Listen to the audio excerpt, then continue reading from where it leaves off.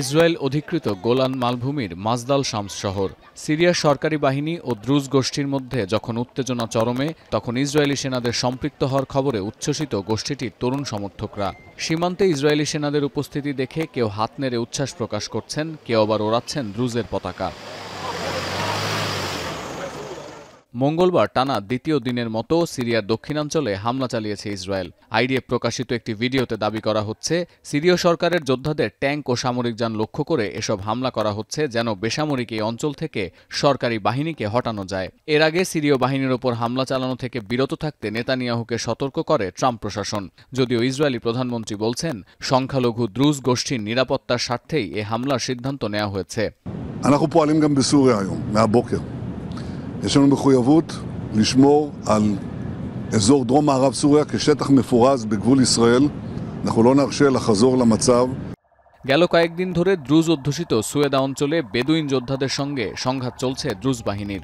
দুপক্ষের এই সংঘাত ঠেকাতে মঙ্গলবার সেখানে প্রবেশ করে সিরীয় সরকারের সশস্ত্র যোদ্ধারা। মোবাইলে ভিডিও ধারণ করে এক প্রকার উচ্ছ্বাসই প্রকাশ করতে দেখা যায় সরকারি বাহিনীকে।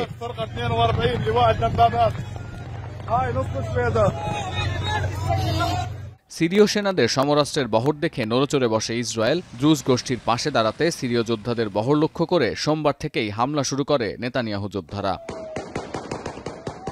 ইসরায়েলি সেনাবাহিনীর এই অভিযান আন্তর্জাতিক আইনের লঙ্ঘন বলে দাবি করছে সিরীয় সরকার। প্রতিক্রিয়ায় দ্রুজ নেতারা বলছেন, অস্ত্রবিরতির ঘোষণা দিয়ে সিরীয় সরকারের যোদ্ধারা নিজেরাই তা অমান্য করছেন।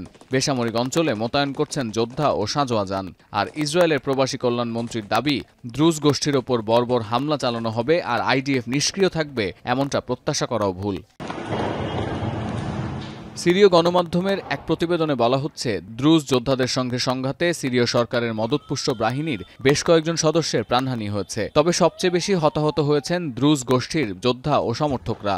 দ্রুজ বেদুইন দুই পক্ষের সংঘাতে অস্ত্রবিরতির ঘোষণা এলেও ইসরায়েলি সেনারা এই দ্বন্দ্বে জড়িয়ে যাওয়ায় আদৌ সুয়েদায় শান্তি প্রতিষ্ঠার সম্ভাবনা কতখানি তা নিয়ে প্রশ্ন তুলতে শুরু করেছে আন্তর্জাতিক গণমাধ্যমও। সতীর্থ কর্মকার, এখন বিশ্ব। কালার এক্সপার্ট, জর্জ স্যাপ এবং মাইল্ড অন হ্যান্ডস টেকনোলজি সমৃদ্ধ অরিক্স ক্রিস্টাল ওয়াশ আপনার লন্ড্রি এক্সপার্ট।